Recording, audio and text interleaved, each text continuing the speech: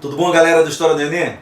Hoje nós vamos tratar do renascimento cultural e científico, um dos episódios mais importantes para você compreender o início da modernidade, a transição da Idade Média para a Idade Moderna. E esse assunto vai ser tratado de acordo com aquilo que interessa para o Exame Nacional do Ensino Médio, para que você reúna as habilidades necessárias para tratar qualquer item, qualquer questão sobre esse assunto. Mas antes disso, não deixem de se inscrever na nossa página, de prestigiar o nosso trabalho.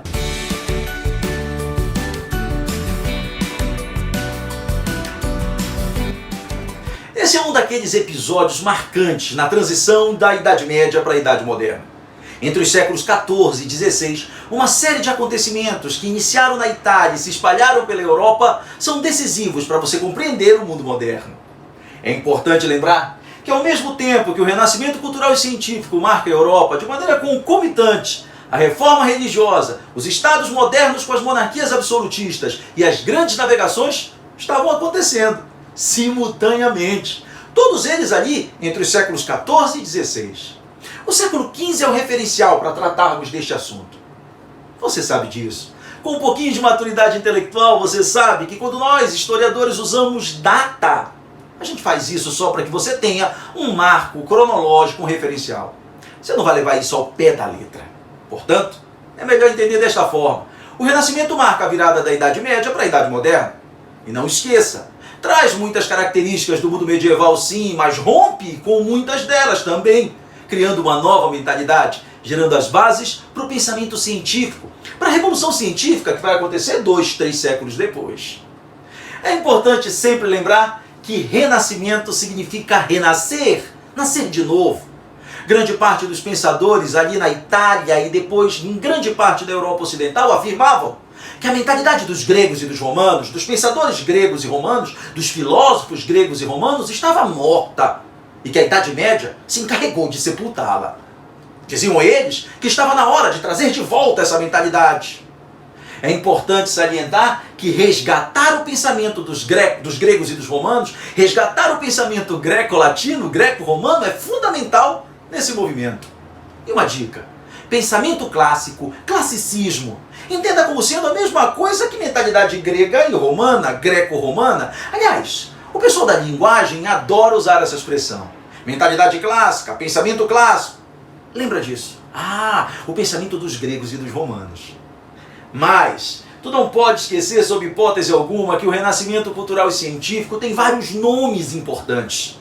Hugo Grotius, Giordano Bruno, Michelangelo, Leonardo da Vinci, Rafael Sanzio. A gente pode até afirmar que Miguel de Cervantes na Espanha, Luís de Camões em Portugal e William Shakespeare, de uma forma ou de outra, também flertaram com esse movimento. Mas mais importante do que saber esses personagens é entender o movimento em si, na sua amplitude, nas suas características marcantes. É claro que na tua prova do Enem, o autor pode utilizar uma dessas passagens, referências desses autores no texto base, e fazer perguntas sobre o texto, mas, em especial, sobre o movimento. É isso que você tem que compreender. Como é que o movimento em si deve ser pensado, deve ser percebido. Partindo disso, é importante que você saiba que o Renascimento ele nasce na Itália, na Península Itálica. Aliás, um parênteses. A Itália como uma nação, a Itália como um país, a Itália com suas fronteiras demarcadas, com a sua simbologia própria, só surgiu no século XIX. Em 1870 a 1871, na mesma época em que a Alemanha também se formava. Imagina você, até o século XIX, a Península Itálica era um conjunto de reinos, um conjunto de feudos autônomos e independentes, onde um não se metia na vida do outro. Sob a liderança do reino sardo-piemontês, que ficava lá no norte da península, a unificação foi possível. Mas isso é um papo para uma outra história. A Itália, portanto, enquanto nação, na virada da Idade Média para a Idade Moderna, ainda não existia. Nas cidades italianas de Gênova, Veneza e Florença em especial, esse movimento brotou, esse movimento nasceu. Cidades repúblicas com relativa autonomia e independência na forma de pensar. É claro que a mentalidade ainda continuava sob o domínio do pensamento cristão, controlado e monopolizado pela Igreja Católica. Mas também é importante lembrar que essas cidades eram cidades cosmopolitas, cidades que tinham dentro dela uma amostra do mundo conhecido. Por serem cidades portuárias, tinham portos movimentadíssimos, ideias, pessoas, gente de todo mundo entrando, circulando ali. É importante deixar bem claro que justamente por isso essas cidades catalisaram mentes brilhantes do mundo todo. Se sentiam atraídos por ela. Não só por isso, porque também nessas cidades existia um grupo de indivíduos, alguns burgueses, alguns nobres e alguns religiosos ligados à igreja, dispostos a bancar esses artistas, pensadores e intelectuais, dispostos a financiá-los, os mecenas. A sua prática, o mecenato, foi importantíssimo também para o movimento ter nascido ali. Ora, mas, afinal de contas, para o Exame Nacional do Ensino Médio, qual é a habilidade que eu tenho que reunir quando se trata do Renascimento? É essa aqui, as características gerais do movimento. O Renascimento é um movimento racionalista que prima pela razão como fundamento e sustentáculo de todas as explicações. Os fenômenos da natureza e os fenômenos da sociedade só podem e devem ser explicados pelo pensamento racional. Rompendo com a fé, com o sobrenatural, com o abstrato, com o tradicional, o Renascimento traz esse postulado novo. Inevitavelmente, ele acaba criando as bases do pensamento científico moderno, da revolução científica. Não é à toa que o cientificismo também é uma característica desse movimento. A criação de um método, a sistematização do pensamento, a organização, a problematização e a busca de respostas está presente em todos os nomes do Renascimento. O homem é colocado no centro de todas as análises. O antropocentrismo é a base também do Renascimento, rompendo com a mentalidade teocêntrica que predominava na Idade Média. É importante salientar que o homem é a medida de todas as coisas e todas as ações do homem devem se voltar para o bem do próprio homem. Uma dica: os renascentistas não negam a existência de Deus, mas não imaginam, não pensam Deus como um ser ditatorial, autoritário, tirano. Eles imaginam Deus como sendo alguém que dará ao homem a liberdade para que o homem produza para o bem do próprio homem.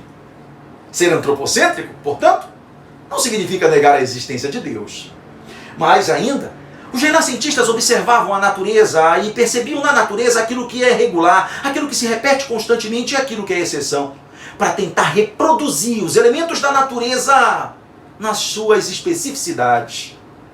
Mas eles acreditavam naquilo que os sentidos conseguiam detectar, naquilo que é possível de ser visto, tocado, sentido, cheirado, enfim. Aquilo que você percebe pelos teus sentidos existe. Empíricos, experimentalistas. Você inteligente já deve ter percebido. Os pressupostos básicos da ciência moderna estão listados aqui.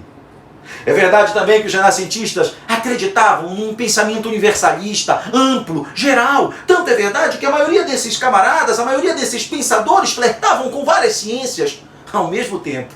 É verdade que usando a linguagem matemática como base para tudo, a linguagem matemática que é fundamento para o pensamento científico. Esse movimento, é importante salientar, não teve penetração popular. Não pense você que o Renascimento, que começa na Itália, se espalha pela Europa, foi um movimento que fez com que o povo se sentisse seduzido por ele. Ele não chegou até o povo.